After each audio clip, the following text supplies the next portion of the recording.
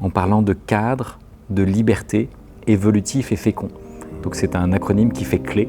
Et donc vous avez su nous donner les clés quelque part de notre évolution.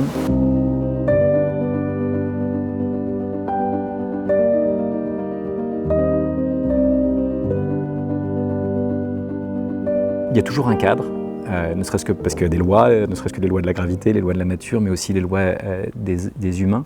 Mais dans ces cadres, il y a des degrés de liberté. Et ce qu'il faut, c'est savoir utiliser ces degrés de liberté à bon escient. Et il faut savoir faire évoluer le cadre et les degrés de liberté. Et vous nous avez plus que généreusement accompagnés, pas simplement dans la vision du départ, mais dans une évolution progressive de ce cadre et de ces degrés de liberté. Et la fécondité, dans clé, ça peut être avec ou sans F. Et donc la fécondité n'était pas garantie. Vous avez fait le pari que ce serait fécond, mais nous aussi, mais on ne pouvait pas le garantir puisqu'on faisait quelque chose de complètement nouveau.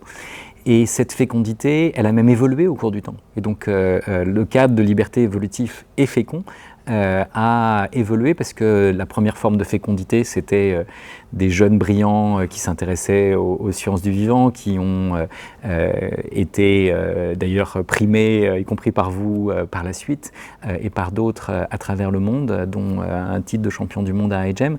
Mais cette fécondité, on ne pouvait pas la garantir. Et elle a évolué au fil des années, parce qu'aujourd'hui, on a les étudiants qui ont fait évoluer le cadre, ont fait évoluer les degrés de liberté, et cherchent de nouvelles formes de fécondité, plus liées à la durabilité, plus liées à des questions sur le vivre ensemble, la démocratie et tout un tas d'enjeux dont on voit l'importance aujourd'hui. Il ne faut pas oublier que c'est une histoire de plus de 20 ans.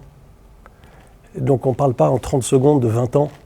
Mais si je regarde un peu rétrospectivement les choses, je verrais assez bien peut-être deux grandes phases. Pour le dire très très vite, il y a les années 2000 et puis il y a les années 2010. Je ne sais pas si c'est juste, mais il y a quand même une première grande période dans cette histoire où on accompagne la fécondité de ces projets, dans lesquels s'invente en vérité le projet d'étape en étape, jusqu'à sa consécration dans la création du CRI, que ce soit sur le plan de la transformation de l'association Skiré en CRI, son implantation, la volonté de mettre un terme à son nomadisme, la volonté assumée aussi de lui donner une ambition qui trouve un petit peu des formes institutionnelles souples mais efficaces, donc de l'impact.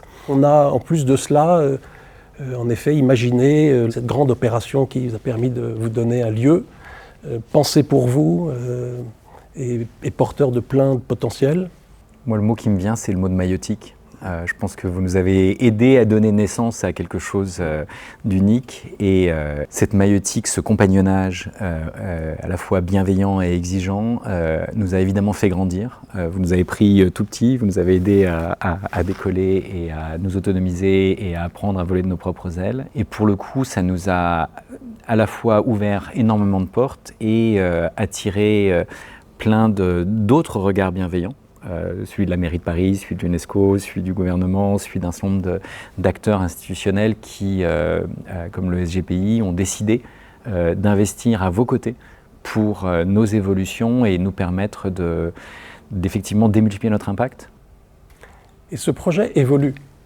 Ce projet a évolué. C'est peut-être pour ça que je disais tout à l'heure de temps, parce qu'il y a depuis quelques années une inflexion tout de même dans le projet, qui a créé un peu une situation nouvelle, parce qu'avec les années, vous avez fait évoluer l'équilibre de vos terrains, peut-être que la biologie, les sciences de la vie, qui étaient là depuis le début, parce que cette aventure a été fondée par des chercheurs en biologie, mais qui étaient aussi intéressés d'autre chose, a pris une place peut-être relativement moins importante.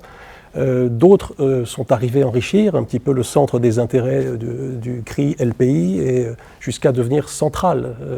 Centraux, je ne sais pas comment je dois le dire, déterminants dans le scope choisi, le digital, l'intelligence collective, même si c'est des moyens développés dès le début, apprendre, la formation, l'éducation, les chemins d'apprentissage, les méthodes. Oui, et ce qui est vrai, c'est qu'aujourd'hui, les défis planétaires sont tellement complexes qu'on n'a pas d'autre choix que de mobiliser différentes disciplines pour essayer de les résoudre. Et donc on s'est rendu compte que ce qu'on avait prototypé autour d'un certain nombre de sujets avait une portée beaucoup plus générale et que donc on était invité à déployer une partie de ces méthodes dans d'autres champs. Ce qui est important dans tout ce qu'on a fait, c'est le fait qu'on apprend comment poser une question. Et on arrive à faire sorte que la recherche qu'on fait, même si c'est une recherche fondamentale, il a un but pour faire un impact dans le monde. La ministre de l'Éducation nationale, Najat Vallaud-Belkacem, en 2016 de mémoire, nous a demandé de réfléchir sur la R&D de l'éducation. Ça a donné naissance à un rapport sur l'idée de société apprenante. Et donc on a pris conscience du fait que là où les institutions, à la fois privées et publiques, comme l'INSERM et l'Institut Pasteur, contribuent à la R&D du système de santé, il n'y a pas l'équivalent pour le système de l'éducation, ni pour les plus jeunes, ni pour l'université, ni même pour la formation continue. Et donc ensuite, on a eu la ministre du Travail, Muriel Pénicaud, Jean-Michel Blanquer, Frédérique Vidal, qui ont reçu un deuxième rapport sur cette idée. Et cette logique de société apprenante a plu à toujours plus d'acteurs et d'actrices, et en particulier à Audrey Azoulay, qui, de l'UNESCO, nous a demandé de réfléchir à internationaliser l'idée de société apprenante. Et donc on est passé du CRI au Learning Planet Institute, en partie à sa demande et parce qu'on avait signé un partenariat pour promouvoir cette alliance ouverte de tous ceux qui veulent apprendre à prendre soin d'eux, des autres et de la planète. Une bonne partie de notre évolution a été pensée par et pour les étudiants. Dès la première session, un vendredi soir, dans le coin de café de notre labo, on a eu quelques esquisses, quelques idées de ce qu'on veut faire avec les étudiants, une dizaine d'étudiants venant vraiment de champs différents. Et on l'a exposé. Ils ont dit non, mais c'est pas ce qu'on veut faire. C'est pas ce qu'on veut faire. Donc on a vraiment retravaillé avec eux pendant un an. Et on a eu la chance que certains de nos étudiants choisissent, après leurs études, de rester ici et de faire grandir les projets qu'ils avaient fait naître dans ce lieu un peu unique.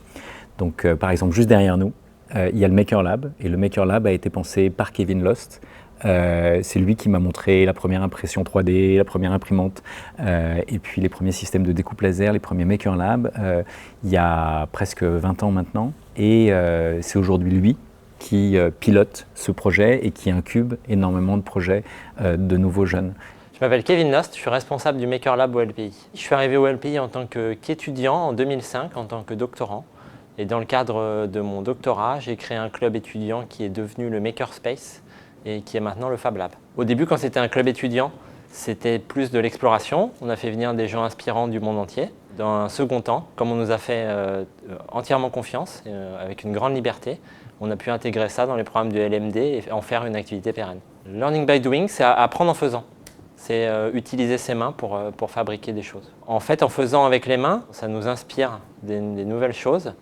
Et on se rend compte que des choses sont faisables ou non, et en fait, la physicalité des choses va changer la manière de penser en fait. Ce qu'on fait ici, on fait du prototypage d'outils médicaux, et donc le but c'est de faire des preuves de concept qu'on est capable de faire de l'équipement biomédical frugal.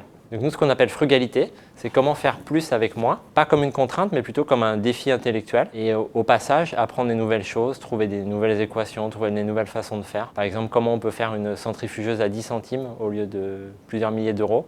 C'est un vrai challenge intellectuel et c'est ce qui nous intéresse. La SDG Summer School, c'est 4 semaines où des étudiants du monde entier viennent prototyper des solutions innovantes autour de la santé ouverte et qui utilisent cette Summer School pour se former aux différentes technologies. La SDG Summer School fait partie d'un réseau de Summer School mondial qui participe à des Olympiades des SDG. Et en fait, ce réseau a des Summer School un peu partout dans le monde, que ce soit en Suisse, à Singapour, à Helsinki et en Afrique.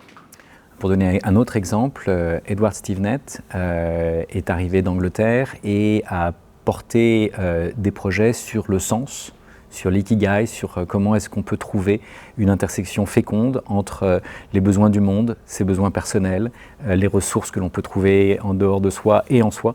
Et il a piloté ce projet et puis il a décidé de rester avec nous et d'être quelque part le mentor d'une nouvelle génération de jeunes qui, dans nos locaux ou à travers la planète, sont porteurs de projets d'avenir, des projets de transformation de l'université, des projets de réinvention des manières d'apprendre et de mobiliser l'intelligence collective pour relever les défis qui peuvent être présents dans différents contextes, des défis personnels, des défis locaux et des défis globaux.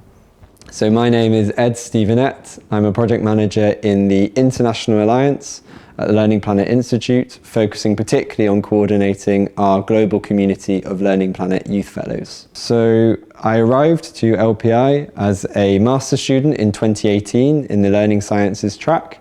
And then over the course of doing also internships here, developing my student project, I then joined the international team as the Learning Planet Alliance, co-founded with UNESCO, was founded in 2020 and where I have been since. So I think the LPI environment really helps to take student projects into long-term programs, firstly through the trust placed in students. So when I arrived here from the very beginning, I was able to make, break and learn from projects with other students and staff here, and notably, for instance, the Ikigai project. And so I think the opportunity to be trusted to develop workshops, learning programs, events for the community here and further afield is a huge asset.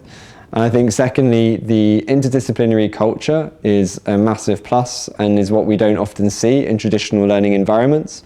And what that helped me to do is be able to initially as a student, take projects and be able to find very, very quickly different perspectives, ways of me challenging my approach, also developing the project further. And I've continued this as well as a staff member, being able to collaborate across a wide range of skills and disciplines on a lot of the projects that require lots of soft skills and various different competencies in order to be a success. The Learning Planet Youth Fellows are a community of 600 young people around the world with ideas to transform education. We connect them with each other through monthly events. We also support them through bespoke training and access to different programs and mentorship. And we amplify their initiatives online and through events such as the Learning Planet Festival. Each year, around the 24th of January, the International Day of Education, we host the Learning Planet Festival, a global celebration of learning and where we bring together mainly different populations to be able to collaborate, create, to share their ideas through events hosted by communities around the world, online and in person. The festival provides a fantastic opportunity for young people around the world to be given access to great innovators in education, but to also be amplified as well. And so that access is really important. And also it's a space to collaborate as well. And so it was great to be able to see young people, for instance, in Zimbabwe, be able to join sessions led by our Imagination in Every Classroom group on reimagining schools. And so there are lots of opportunities to be able to collaborate across the community and also showcase a lot of the work that the young people do. Dans le projet, tel que je l'ai compris dès le début, il y avait une proposition qui ne peut être que ultra attractive pour les jeunes. Car je me souviens, tu évoquais la vision d'un système éducatif qui se renverse, qui n'est pas conçu pour transmettre aux étudiants le savoir constitué par les générations d'avant, mais inversement pour inventer l'environnement le plus accueillant possible pour qu'un jeune, qui est en fait un scientifique en herbe, un curieux par nature, puisse trouver autour de lui l'environnement favorable pour satisfaire lui-même sa propre curiosité, ou trouver lui-même les réponses aux questions qu'il se pose. Donc c'est une vision Humboldtienne, disais-tu à l'époque, mais qui est proprement révolutionnaire en vérité pour beaucoup, et dont on voit qu'elle est faite pour répondre aux désirs de la jeunesse. Et puis c'est devenu maintenant un peu le cœur du projet, parce que faire une place à la jeunesse dans l'accélération des solutions pour l'agenda mondial n'est pas loin du cœur de ce que le LPI se propose.